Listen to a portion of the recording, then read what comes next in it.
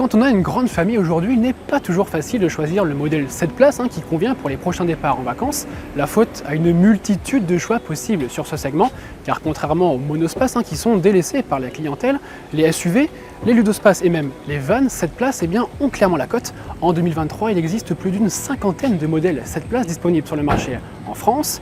Et la liste va bientôt s'allonger puisque les constructeurs asiatiques ont décidé de mettre les deux pieds dans le segment et de proposer eux aussi leur van 7 places destinée au marché premium. Je vous emmène découvrir tout ça, venez avec moi. Et évidemment, toutes les occasions sont bonnes pour se montrer. La preuve au salon de Munich où la marque chinoise BYD a présenté son van premium, le Denza D9. Ce véhicule de plus de 5,20 m de long est en fait basé sur un Mercedes Vito et sera prochainement commercialisé en France.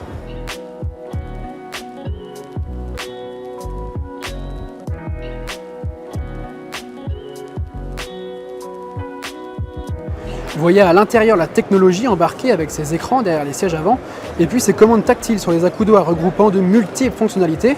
Le confort n'est évidemment pas oublié puisque les passagers seront installés dans des fauteuils ultra confortables. Bref, on est clairement proche d'une expérience digne de la classe affaires.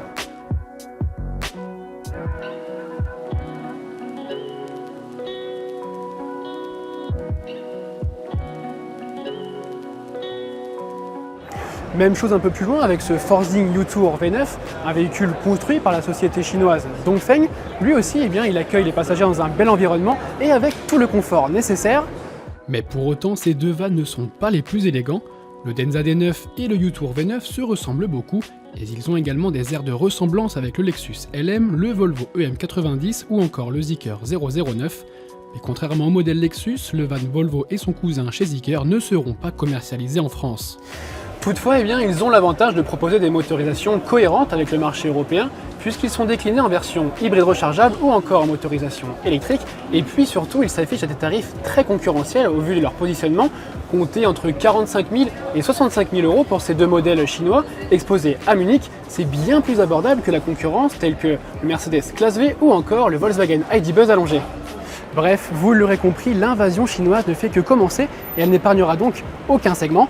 On espère que cette vidéo vous a plu. N'hésitez pas à vous abonner à notre chaîne YouTube L'Argus ainsi qu'à nos différents réseaux sociaux pour ne rien manquer de toute l'actualité automobile. A très bientôt pour une nouvelle vidéo. Ciao.